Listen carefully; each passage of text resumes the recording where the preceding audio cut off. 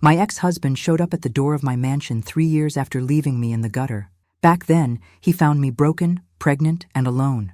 He laughed in my face and said that a ruined woman isn't good for anyone and doesn't deserve love.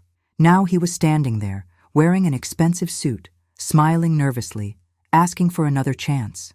I let him in, poured him coffee, signed the sale of the house right in front of him, and said the words he will never forget. But to understand how I got here, I need to go back to the day everything fell apart. It was a September afternoon. I was in our rented apartment in Portland, that tiny place where the living room wall had a crack the landlord never fixed. The smell of mold rose from the old carpet every time it rained. Sterling had left early that morning, saying he had work to take care of. I was sitting on the torn couch, my hands on my 5-month belly, feeling the baby move for the first time that week. The door burst open. Sterling walked in carrying 2 suitcases. I stood up slowly, holding my lower back that had been aching for days. "What's going on?" I asked. He didn't even look at me. He dropped the suitcases on the floor and went straight to the bedroom. "Sterling, answer me." "I'm leaving, Maeve." His voice was cold, stripped of any emotion. My stomach twisted. It couldn't be real. "Leaving? What do you mean leaving? We're having a baby." He came back with more clothes in his arms, stuffing them into the bags without caring if they wrinkled. "Exactly. That's why. I don't want this life. I don't want a child. I don't want you." The words hit like knives. My throat tightened. "You can't be serious." Sterling stopped and finally looked at me. Those gray eyes that once made me feel safe were nothing but ice now. "I've never been more serious. You were fun when we were carefree, when there were no responsibilities. But now, look at you. Look at this place. You don't have a job, no money, nothing to offer. I'm not going to chain myself to a life of poverty because of a mistake." "Mistake?" My voice shook. "You're calling our child a mistake." "I'm calling this whole situation a mistake. I'm 27, Maeve. I'm not wasting my life on someone who can't even stand on her own." Each word was lead in my chest. I stepped closer, tried to touch his arm. "We can fix this. I can go back to work. I can—" He pulled away in disgust, as if my touch burned. "You can't fix anything. You didn't even finish college. Where did you work, Maeve? That shabby little cafe that went out of business? Doing what, waiting tables? You think that pays for anything?" My hands trembled. The baby moved again, as if sensing the storm breaking inside me. "I've always worked. You said you'd take care of everything, that I could stop once I got pregnant." Sterling laughed, a short, bitter laugh that cut deeper than any scream. "I said that thinking you had something of value to bring into the relationship, but you're empty. No talent, no ambition, nothing. A failed woman isn't good for anyone and doesn't deserve love." Those words echoed in my head. A failed woman isn't good for anyone and doesn't deserve love. My legs gave out. I leaned against the doorframe. "You can't just leave me like this. I'm pregnant. I have no one. Not my problem." He slammed the last suitcase shut. "You should have thought of that before getting pregnant. I never wanted this baby. You're the one who wanted to keep it, remember? You said we'd be a family." I lied. He grabbed the suitcases and walked to the door. "And honestly, Maeve, I did you a favor by staying this long. Look at you. Who else would even want you?" I stood frozen, unable to move, barely able to breathe. Sterling opened the door, paused for a second without turning around. "Oh, and the rent's due next week. Figure it out yourself." The door slammed, and the sound echoed through the empty apartment. I stood there for a few seconds, not knowing what to do, until my body slid down the wall and I sank to the cold floor. I placed my hands on my belly and started to cry. Not the pretty movie kind of cry. It was the ugly, desperate kind, the one that hurts in your chest and steals the air from your lungs. How was I supposed to survive? I had no job, no family nearby. My mother had died of cancer 2 years earlier, and my father disappeared when I was a child. Sterling had made me cut ties with all my friends, saying they were a bad influence, and I, stupidly, believed him. I stayed on that floor for hours. When I finally managed to stand, the sky outside was dark. I went to the fridge. 1/2 gallon of milk, 3 eggs, and a jar of peanut butter. In the cupboard, a box of instant noodles and 2 cans of beans. I opened my wallet. $43 between me and the street. I sat at the kitchen table and looked around. That miserable apartment suddenly felt too big, too quiet. The only sounds were the hum of the old refrigerator and the distant noise of traffic. I rested my hand on my belly again. "We're going to be okay," I whispered to the baby, even though I didn't believe it. "I promise we're going to be okay." But sitting there alone in that dirty kitchen, with no money, no job, and no one in the world to help me, I had no idea how I was going to keep that promise. All I knew was that Sterling had left me with nothing, worse than nothing. He had left me with the certainty that I was worth nothing, and that certainty hurt more than anything else. The days that followed were a nightmare.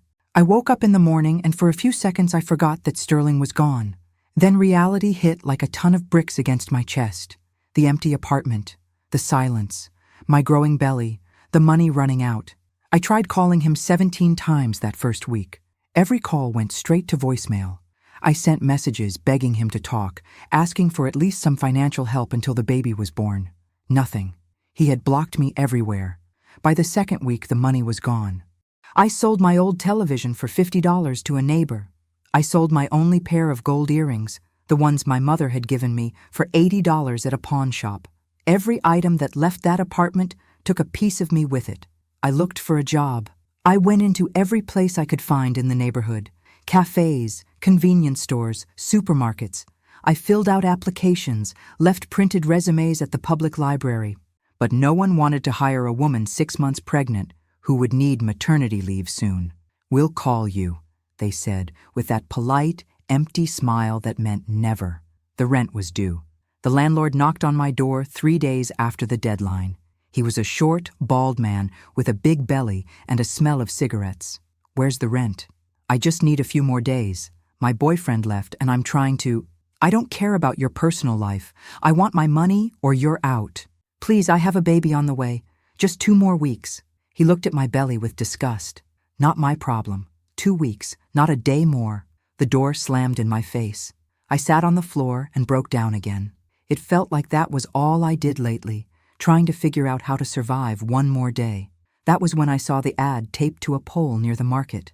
"Emergency babysitter, hourly pay, call Delilah." There was a phone number scribbled underneath. I called right away. Delilah was a woman in her 50s who owned a small temp nanny agency. When I went in for the interview, she looked me up and down. "You're pregnant." "I am, but I can still work. I need to work." She sighed, glancing at the papers on her desk. "Look, I usually don't hire pregnant women because clients complain, but I'm desperate.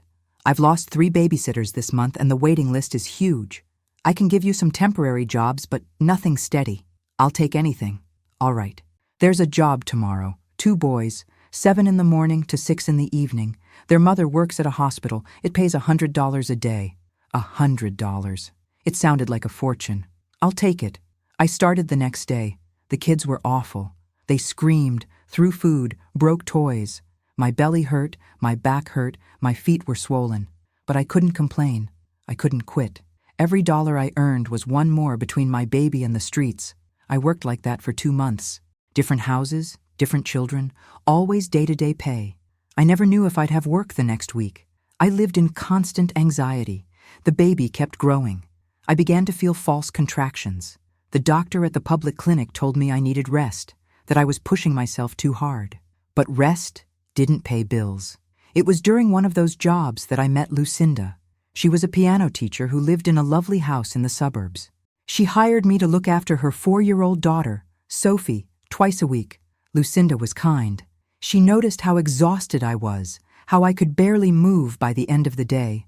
"Are you all right?" she asked one afternoon when she got home from work. "I'm fine, just a little tired. How far along are you?" 8 months. Her eyes widened. 8 months? And you're still working like this? Where's the baby's father? I felt my throat tighten. He left, said I wasn't worth anything. Lucinda went quiet for a moment, then sighed deeply. "Sit down for a minute." I sat in her kitchen, that clean, organized kitchen that smelled of cinnamon and vanilla. She made tea and placed it in front of me. "Look, I don't know your whole story, but I do know what it feels like to be left when you need someone the most. It happened to me too, a long time ago. How did you get through it? By working, by fighting, by not giving up for a single day." She took my hand. "You'll make it. It won't be easy, but you will. And when that baby is born, you'll have a reason to fight that's bigger than any pain." I cried right there, my head resting on her kitchen counter. Lucinda held me in silence and let me stay. She raised my pay in the weeks that followed. There was always extra food for me to take home. Baby clothes her daughter had outgrown. Small kindnesses that made all the difference. But even with her help, I was still sinking. The rent was still overdue.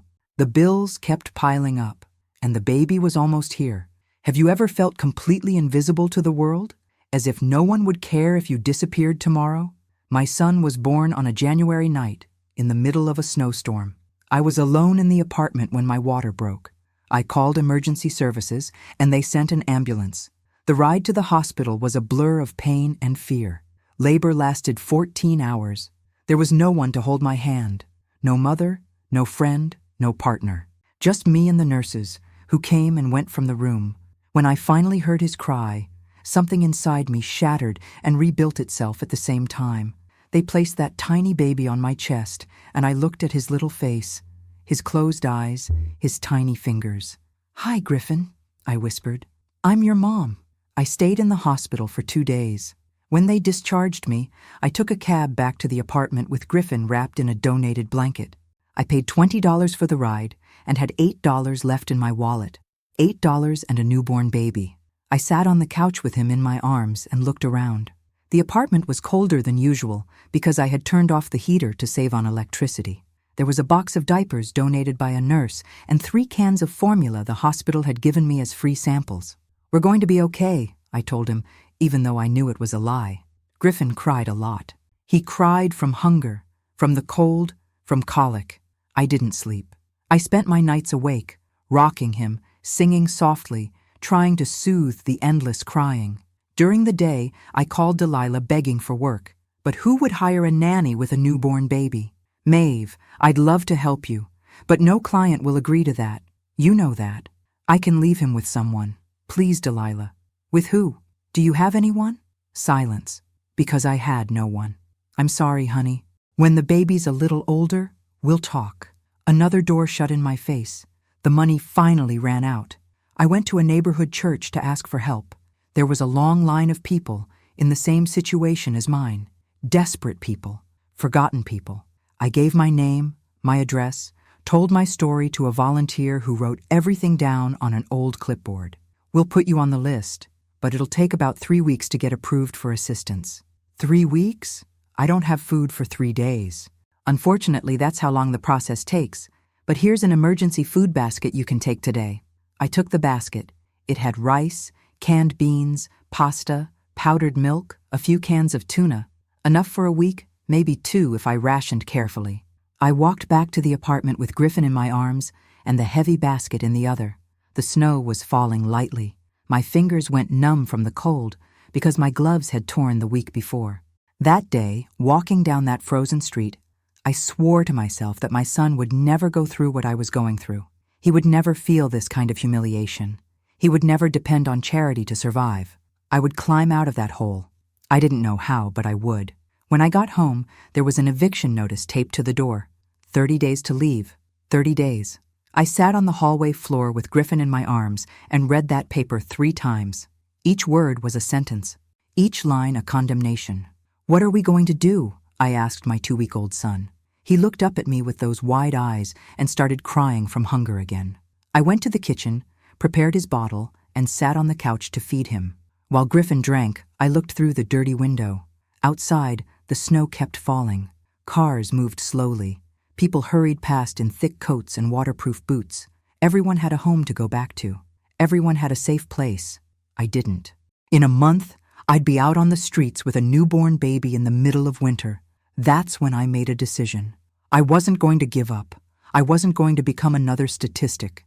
I wasn't going to let Sterling be right about me. The following week, I started selling everything I owned that had any value. The bed Sterling had left behind, the broken coffee table, the pots, the dishes, everything. I managed to raise $340. I looked for rooms to rent in the online classifieds at the library.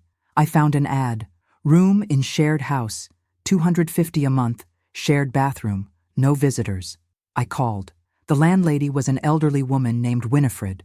Her voice was raspy, like someone who'd smoked her entire life. "Do you have a job?" "I'm looking." "Do you have a baby?" "Yes, a 3-week-old boy." Silence on the other end. "Does he cry a lot?" "He cries. He's a baby." Another silence. "All right. But if the other tenants complain, you're out. Understood?" "Understood." 2 days later, I moved into Winifred's house. The room was tiny. Just enough space for a mattress on the floor, an old dresser, and nothing else. The bathroom was at the end of the hall. There were 3 other tenants in the house. No one spoke to anyone. But it was warm. There was a roof. There was hot water in the shower. It was enough for now. I lay on the mattress that first night with Griffin sleeping on my chest. I listened to the sounds of the house. Footsteps upstairs. Someone moving furniture. A television blaring somewhere below. I closed my eyes and felt the tears fall again. But this time, they weren't tears of despair. They were tears of exhaustion mixed with something I hadn't felt in a long time. Determination. I was going to rise. No matter how long it took, no matter how much it hurt, I would prove to Sterling that he was wrong. And more importantly, I would prove to myself that I was worth something. Griffin was 3 months old when I got my first real job. It wasn't anything glamorous. I cleaned offices through the night, from 11 p.m. to 6 in the morning. Winifred agreed to watch him during my shift for an extra $50 a week. It was expensive, but it was the only option I had. Every night I left with my body aching, and by the time I came back in the morning, I hurt even more. The smell of cleaning products clung to my skin. My hands were cracked from scrubbing. My knees were bruised from spending hours on the floor. But I was earning money, $1,200 a month. I paid $250 for rent, $50 to Winifred, $300 for food and diapers, $600 left, $600 that I kept in an old cookie tin under the mattress. It was my emergency fund, my future, my way out of that life. For the first 6 months, I worked like someone serving a sentence. Never missed a day, never complained, did everything they asked and a little more. Whenever someone needed to cover an extra shift, I was the first to raise my hand. Griffin was growing. He started to smile. He started to babble. Every little milestone was fuel to keep me going. When I came home at dawn, he would wake up and look at me with that toothless grin, and everything was worth it. But the money never stretched far enough. No matter how much I saved, there was always an emergency. Griffin got sick, and I had to buy medicine. My only winter coat tore, and I needed a new one. The cookie tin grew slowly, painfully slowly. It was during one of those night shifts that I met Ramona. She cleaned the same offices as I did, but on the floor above. She was Mexican, around 40, had 3 grown kids, and an energy I envied. "You look like a zombie girl," she said one night when she saw me nearly falling asleep on my broom. "I'm fine, just tired." "Tired? Nothing. You're killing yourself. Why? You got a violent husband? Running from someone?" "No, just trying to raise my son alone." Ramona stopped scrubbing and really looked at me. Alone? No father? No father. No one." She shook her head. "I know how that is. I raised my 3 on my own, too. Their father disappeared when the youngest was 6 months old." "How did you do it?" "Worked hard, but I also worked smart," she said, leaning closer. "Listen, cleaning floors won't get you anywhere. You need to study something, learn a skill. I don't have time to study. I barely have time to sleep. Then you'll be cleaning floors for the rest of your life. Is that what you want?" It wasn't. God, it wasn't. "There are free online courses," Ramona went on. "Programming, design, marketing. You can find 4 hours a week, can't you?" "I don't know anything about computers." "Neither did I. I learned. Now I build websites for small businesses in my spare time. It's not much, but it's an extra $500 a month. $500. I could do so much with $500. How did you learn?" "YouTube. Free courses. Practice. It takes time, but it works."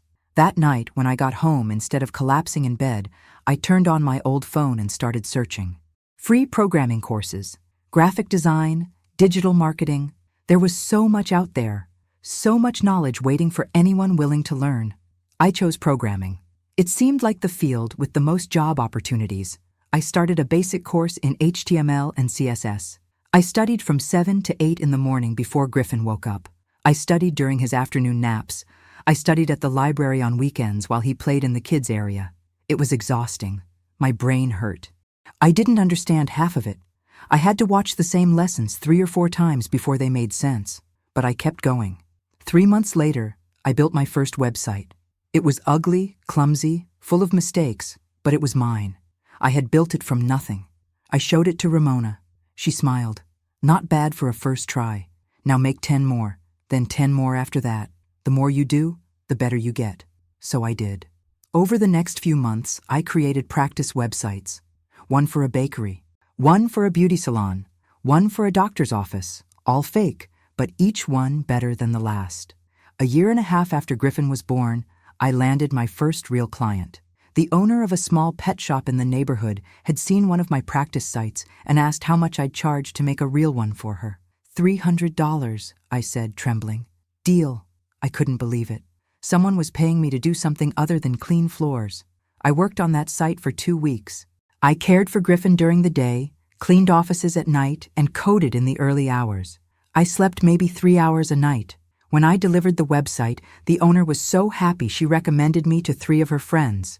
That's how it started. Slowly. One site here, another there. 300 turned into 500. 500 into 800. 2 years after Sterling left me, I was earning more building websites than cleaning offices. I quit the cleaning job and dove headfirst into programming. I managed to rent a real apartment. Small, but ours. Griffin had his own room, a living room, a real kitchen. He was 2.5, talking, running, turning into a real little boy. But I was still far from where I wanted to be. I still struggled every month to pay the bills. I still woke up in the middle of the night in a cold sweat, terrified of losing everything again. Sterling never reached out, never sent $1, never asked about his son. It was as if we didn't exist. And the worst part? A part of me still believed the things he said, that I wasn't worth anything, that no one would ever want me. Even as I won small victories, that voice in my head kept whispering that I was a fraud, that everything could collapse again at any moment. I had no idea the universe was already preparing something much greater for me. The real turning point came when Griffin was 4 years old. I had been working with websites for 2.5 years, had built a decent portfolio, and was earning fairly well, but it was still unstable freelance work. 1 month, I made $2,000. The next, only 1. I lived on that financial roller coaster that never let me breathe. It was a Tuesday when I got an email from a tech company in Seattle. They had seen my work through a recommendation and wanted to talk about a possible partnership. A partnership, not a website. A partnership. I scheduled the online meeting for Friday. I spent the whole week nervous, reworking my portfolio, rehearsing what I would say. On Friday, after dropping Griffin off at preschool, I turned on my computer and joined the video call. 3 people appeared on the other side of the screen. The CEO, Jasper, was a man in his 40s with gray hair and stylish glasses. Next to him were the project manager, Odette, and a senior developer named Holden. Maeve, thank you for meeting with us, Jasper began. We saw your work on the Grove Pet Shop website and were impressed with the user experience. Very intuitive, very clean. Thank you. We're expanding our product line and need someone who understands front-end development but also thinks about user experience. Did you study design or programming? I felt my stomach sink. There it was, the question I feared. No, I'm self-taught. I learned everything online, through free courses and a lot of practice. I waited for the polite excuse, the subtle rejection, but Jasper smiled. Even better. Self-taught people are usually more creative and less tied to academic habits. We'd like you to lead the full redesign of our e-commerce platform. It's a 3-month project, $25,000. I almost fell off my chair. $25,000? That's right. If the project goes well, we can discuss a permanent position afterward. My head was spinning. $25,000. More than I had made in an entire year. I accept. We signed the contract the following week. I started immediately. I worked every night after Griffin fell asleep, every morning before he woke up, every weekend while he was at Lucinda's house, who had become a kind of adopted grandmother to him. It was the hardest work I had ever done. The platform was complex, packed with features. I had to learn 3 new programming languages just to achieve what they wanted. There were nights I didn't sleep, days I forgot to eat. But I delivered. On time. Better than promised. The platform went live, and the company's sales rose 37% in the first month. Jasper called me on a Thursday afternoon. Maeve, do you have availability to come to Seattle? We'd like to hire you as a senior developer. Fixed salary, $80,000 a year, full benefits, remote work when needed, $80,000 a year. Me, who had earned less than 20,000 cleaning floors 3 years earlier. I accept. We moved to Seattle 2 months later. I rented a real apartment in a safe neighborhood. Griffin started at a good private school. For the first time since he was born, I could breathe without feeling the weight of despair in my chest. I worked at that company for a year and a half. I was promoted twice. My salary rose to $120,000. I started investing, bought my first car, opened a savings account for Griffin's college fund. But I wanted more. Not out of greed, but for security. Because the memory of those days cleaning floors with a newborn in my arms never left my mind. I saved my earnings and started my own web development company. The first 6 months were hard. I worked 16-hour days, took every project that came my way. Then one project took off. I developed a financial management app for small businesses that went viral. In 6 months, it had 50,000 users. In a year, 200,000. I sold the app for $3 million when Griffin was 7. $3 million. From the woman who once had $8 and a newborn baby. I bought a house, not an apartment, a real house with a garden, with 4 bedrooms, in a neighborhood where children rode their bikes on the street without fear. Griffin had his own big room, full of toys and books. I enrolled him in an even better school, hired a nanny to help when I had to travel for work, but I never forgot where I came from. I kept the photos of that tiny room in Winifred's house, kept the receipts for the cans of beans I used to buy at the church. I kept everything that reminded me that security could disappear in a second. Have you ever imagined what you'd do if the person who destroyed you showed up at your door asking for forgiveness? It was a Friday afternoon, 3.5 years after Sterling left me, when the doorbell rang. I was in the living room with Griffin, helping him with his homework. I went to the door and opened it. Sterling was standing there. My heart stopped. I could literally feel it skip a beat. He looked different, older, a few wrinkles around his eyes, shorter hair, but it was him. The man who had broken me was standing at my door. "Maeve," he said, with that nervous smile I knew too well. I couldn't speak. I just stared. I know you didn't expect to see me, but I had to come. I needed to talk to you." I finally found my voice. "How did you find me?" "It wasn't hard. You're famous now. I saw an article about you in a tech magazine, about the company you sold." Of course. The article. It had come out 2 months earlier in a major publication. They had used my full name, mentioned Seattle. "What do you want, Sterling?" He looked over my shoulder, trying to see inside the house. "Can we talk? Please, just a few minutes." Every cell in my body screamed for me to shut the door in his face, but part of me, the part that still carried the pain from 3 years ago, wanted to hear what he had to say. "Griffin, go to your room for a bit," I said, without taking my eyes off Sterling. "But Mom..." Now, Griffin went upstairs complaining. I waited until I heard his door close before speaking. "Come in." Sterling stepped in slowly, looking around. The spacious living room, the huge TV on the wall, the expensive furniture, the gleaming hardwood floor. I saw in his eyes that mix of surprise and envy. "Nice house." I didn't respond, crossed my arms and waited. He turned to me. "Maeve, I ruined everything. I know that. What I did to you was unforgivable." It was, but I've changed. I swear I have. These years have been terrible. I tried to build a life, but nothing worked. Nothing made sense. Then I saw that article about you and realized how stupid I'd been, how much I'd thrown away. My jaw was tight, my hands clenched into fists. "You didn't throw something away, Sterling. You threw us away. Me and your son." "I know, and I'm sorry. I really am." He took a step toward me. "But we can start over. Try again. I promise I'll be different. I'll be the man you always deserved." I looked at him, really looked. I saw the desperation in his eyes, the calculation. I saw that he wasn't there out of love or remorse. He was there for the money, for the success, for the mansion. "Sit down," I said. He seemed relieved, sat on the couch. I took the armchair across from him. "Coffee?" "Yes, please." I went to the kitchen, made the coffee in silence. My hands didn't tremble. My heart was steady. I felt no fear, no doubt. I came back with 2 cups, handed one to him, sat down again. "Thank you," he said, taking a sip. "You always made good coffee." Silence. I picked up a folder from the coffee table, opened it. There were documents inside. "What's that?" Sterling asked. "The sale of the house." He frowned, confused. "What sale?" "I'm selling this house, buying another one in a different state. New place, new life, no traces." I watched panic take over his face. "But why? This house is beautiful." "Because I learned something these past 3 years. I learned to choose who stays in my life, and you're not one of those people." I placed the documents on the table, picked up a pen, and signed each page calmly, precisely. Sterling watched me, the cup trembling in his hand. When I finished signing, I gathered the papers, closed the folder, and looked at him. "You were right that afternoon, Sterling. Remember what you said?" He swallowed hard.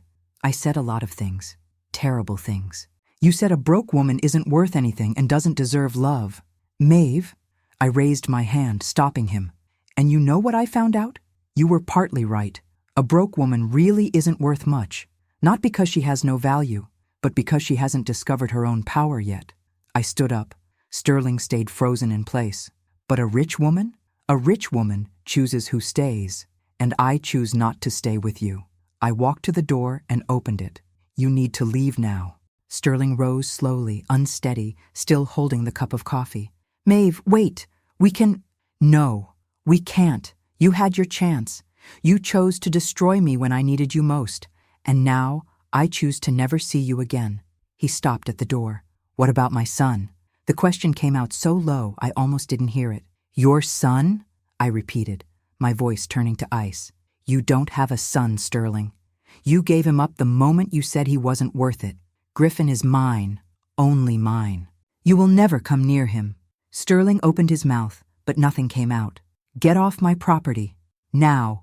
He left, walked down the steps, headed to his car parked on the street. An old, dirty car, completely unlike the life he had imagined for himself. I closed the door and leaned against it, took a deep breath. I heard footsteps on the stairs. Griffin ran down. "Mom? Who was that?" I crouched, lifted him into my arms, even though he was 7 and too big for that. "No one important, sweetheart. No one important." I stood there for what felt like an eternity, holding Griffin in my arms.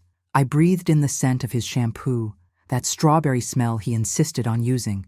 I felt his weight, real and solid. My son, my reason. "Mom, are you crying?" he asked, pulling his face away to look at me. I touched my face. It was wet. I hadn't even noticed. "I'm fine. These are good tears." "Good tears?"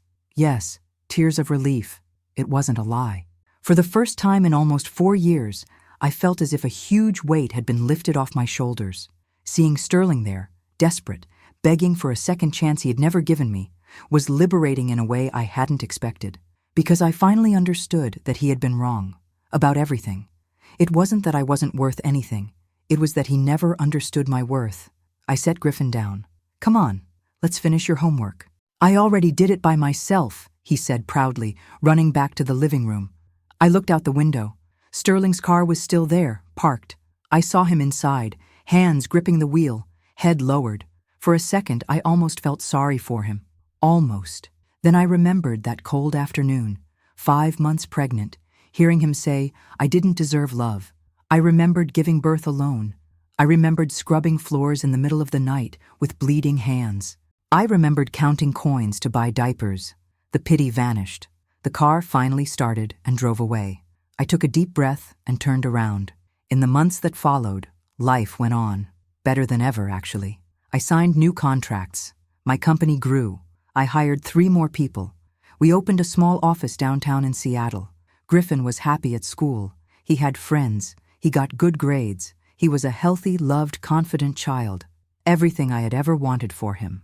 Lucinda was still part of our lives. She had dinner with us every Friday. She was the grandmother Griffin never had, the friend I had needed in my darkest moments. It was on one of those Fridays that I told her about Sterling's visit. "He had the nerve to show up?" she asked, almost choking on her wine. "He did.